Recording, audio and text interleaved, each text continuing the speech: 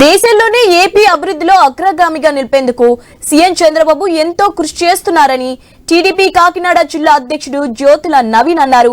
ఎన్నికల్లో హామీలో భాగంగా విద్యార్థులకు తల్లికి వందనం అమలు చేశామని తెలిపారు. చంద్రబాబు రాష్ట్రంలో సంక్షేమ కార్యక్రమాలకు ఆద్యం పోసారని ప్రశంసించారు. చంద్రబాబుకు ప్రధాని మోదీ, డిప్యూటీ సీఎం పవన్ కళ్యాణ్ సహకారాలు అందిస్తున్నారంటున్న జ్యోతుల నవీన్ తో మా కాకినాడ ప్రతినిధి Rajesh face to face. TDP, Janasena, BJP కూటమిగా సంవత్సర కాలమైంది. అయితే ఈ సంవత్సర కాలంలో అసలు వారి పరిపాలన ఏ రకంగా ఉన్న అంశంపై ప్రస్తుతం మన వద్ద టీడీపీ జిల్లా అధ్యక్షుడు జ్యోతుల నవీన్ వారిని అడిగి మరింత సమాచారం అడిగిస్తూ ప్రయత్నం చేద్దాం. సార్ చెప్పండి, కూటమి ఏర్పడి సంవత్సర కాలం అయింది.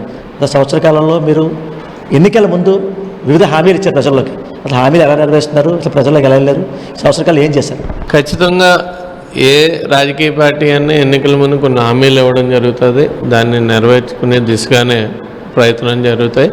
ఈరోజు మనం చూసుకున్నట్టయితే ఈ సంవత్సర కాలంలోని కూడా ఆశించిన దానికన్నా ఎక్కువ ఫలితాలే మనం చేయడం జరిగింది దీనికి, రాష్ట్రానికి, ప్రజలకి. ఎందుకు నేను చెప్తున్నానంటే గత ప్రభుత్వానికి ఈ ప్రభుత్వానికి పోల్చుకున్నట్టయితే గత ప్రభుత్వంలో అరకొర సంక్షేమంతో ముందుకెళ్ళిన ప్రభుత్వం అది. ఈ ప్రభుత్వంలో సంక్షేమంతో పాటు అభివృద్ధిని కూడా ముందుకు తీసుకెళ్తూ ఈరోజు చంద్రబాబు నాయుడు గారికి ఉన్న అనుభవంతో, అలాగే పవన్ కళ్యాణ్ గారి సహకారంతో, లోకేష్ గారి ఆలోచన విధానంతో, కేంద్ర ప్రభుత్వం మోడీ గారి సహకారంతో ఈ రాష్ట్రాన్ని అభివృద్ధి చేసే విధంగానే ముందుకెళ్ళాం. ఈ సంవత్సర కాలంలోని కూడా మనం చూసుకున్నట్టయితే గత ప్రభుత్వం వదిలేసిన రోడ్లు, గుంతల రోడ్లు అన్నింటినీ కూడా పూడ్చుకోవడం జరిగింది. గతంతో పోల్చుకుంటే 5 సంవత్సరాల్లోని కూడా R&Bకి 100 కోట్ల రూపాయలు కూడా ఇవ్వని పరిస్థితి నుంచి ఈ సంవత్సర కాలంలోనే R&B నుంచి 1200 కోట్ల రూపాయలు ఇచ్చి వెచ్చించి ఇవన్నీ కూడా R&B రోడ్లు బాగు చేసుకోవడం జరిగింది. అలాగే సీసీ రోడ్లు గ్రామాల్లో NRGS ద్వారా వేసుకోవడం జరిగింది. బీటీ రోడ్లు కూడా వేసుకోవడం జరిగింది. అదేవిధంగా నిన్నే చూసుకుంటే 8700 కోట్ల రూపాయలు 67 చిల్లర విద్యార్థులకి తల్లికి వందనం ఇవ్వడం జరిగింది. ఇదే కాకుండా ఫిషర్మ్యాన్కి 20,000 రూపాయలు ఇవ్వడం జరిగింది. అలాగే అతి తొందరలోనే ఉచిత బస్సును కూడా ఆగస్టు 15 నుంచి ప్రకటించడం జరిగింది. ఇలాగే ఆ సూపర్ 6లో ఉచిత గ్యాస్ ఇవ్వడం జరిగింది. ముందు విడతగా మళ్ళీ డబ్బులు కట్టించుకున్న తర్వాత వాళ్ళకి సబ్సిడీ పడింది, కానీ రెండో విడత నుంచి మాత్రం ప్రభుత్వమే ముందుగా వాళ్ళ అకౌంట్లో వేసి ఉచితంగానే సిలిండర్లు ఇవ్వడం జరుగుతుంది. ఖచ్చితంగానే ఈ సంవత్సరన్నర కాలంలోనే, ఇంకా 6 నెలల కాలంలోనే సూపర్ 6 కూడా పూర్తి చేసే విధంగానే ఒక ప్రణాళికను రూపొందించుకుంటూ, అదేవిధంగా గత ప్రభుత్వం వదిలేసిన రాజధానిని కూడా ఈరోజు పరుగులు పెట్టిస్తూ అక్కడ వివిధ రకాలైన అన్నిటిని కూడా బాగు చేయించుకుని దాన్ని రన్నింగ్లో పెట్టే విధంగా ప్రభుత్వ నిర్ణయాలు ఉన్నాయి.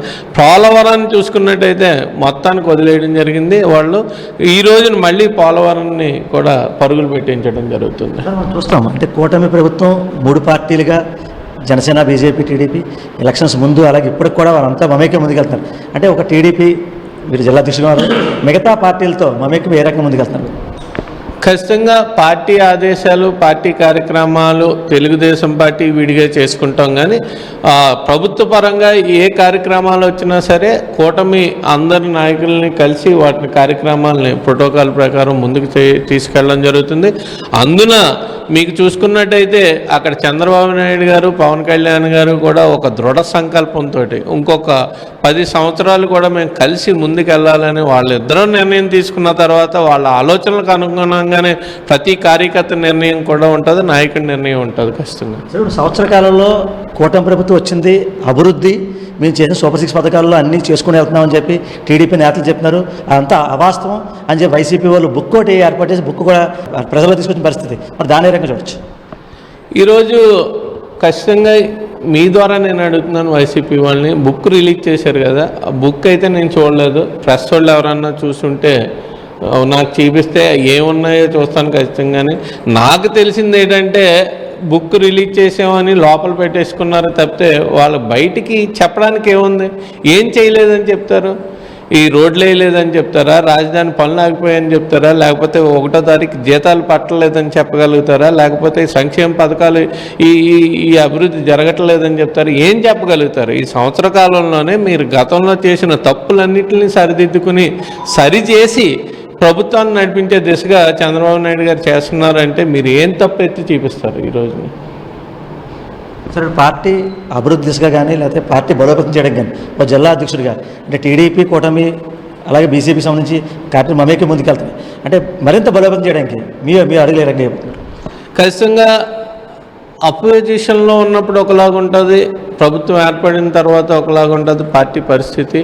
కానీ అపోజిషన్లో బలపడినంత ప్రభుత్వం ఏర్పడిన తర్వాత కొంచెం అటు ఇటుగా ఉంటుంది. ఈరోజు ప్రభుత్వం ఏర్పడిన అపోజిషన్లో ఎంత బలంగా ఉన్నామో అంతకన్నా ఎక్కువ బలంగా ఉండే విధంగానే నిన్న చంద్రబాబు నాయుడు గారు కూడా వైజాగ్లో చెప్పడం జరిగింది. కార్యకర్తని భరోసా కల్పించాలి. కార్యకర్త భరోసా కల్పించినప్పుడే పార్టీ బలోపేతం అవుతుంది ఖచ్చితంగానే. ఆ కార్యకర్తని పరిగణలోకి తీసుకుని వాడి కష్టాన్ని పరిగణలోకి తీసుకుని కార్యకర్తకు భరోసా కల్పించే నాయకుడు ఏ స్థాయి నాయకుడు, కింద స్థాయి నాయకుడికి ఆ పై స్థాయి నాయకుడు, ఆ పై స్థాయి నాయకుడికి ఆ పై స్థాయి నాయకుడు భరోసాను కల్పించి నేనున్నాను నువ్వు ముందుకెళ్ళన్న రోజునే వాడికి ఒక ధైర్యం.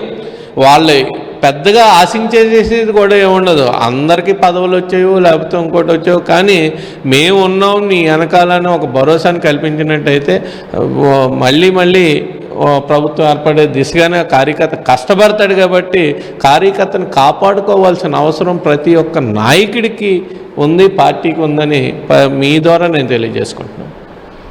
చూసాం కదా, ఓవరాల్గా ఈ సంవత్సర కాలంలో కూటమి ప్రభుత్వం వారు ఇచ్చిన హామీలు ఏవైతేనో ఎలక్షన్ ముందు ఇచ్చిన హామీలు ఏవైతున్నాయో అవి ఖచ్చితంగా నెరవేర్చే విధంగా వారు అడుగులు వేస్తున్నారు.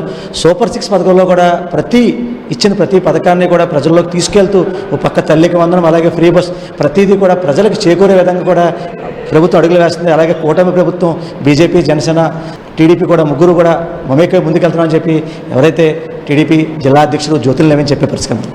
ఇదే కూడా తాజా పరిస్థితి. కెమెరా పర్సన్ సురేష్తో రాజేష్, ఐ న్యూస్ కాకినాడ జిల్లా కాకినాడ నుంచి.